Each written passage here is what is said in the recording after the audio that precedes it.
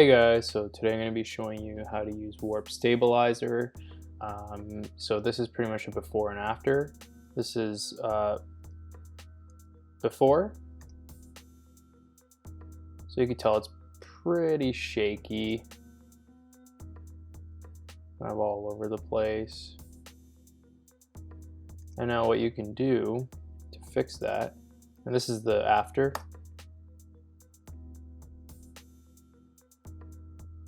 So a bit smoother, you're not compromising all the shakiness for the video now. So what we're gonna do is I'm gonna show you how to set that up. So I imported my video, so Command I, sure we'll do it again.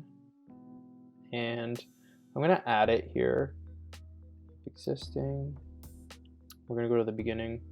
And all I'm gonna do is go to Window, Effects, and I'm going to look up warp. And now at the bottom here you'll see warp stabilizer. Just click and drag onto your video, and now what's going to happen is it's going to analyze. As you can see here, it's at 2%, so I'll fast forward till it's done and keep going from there.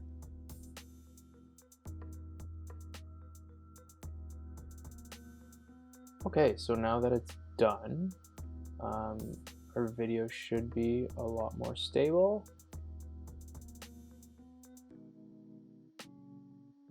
And there you go, you can see it again. See, it's a lot more stable than what it used to be, which was this. A lot of shake going on there. Versus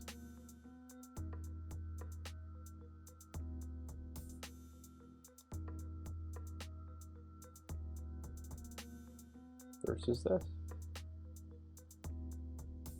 And that's how you use warp stabilizer, guys. Thanks for watching.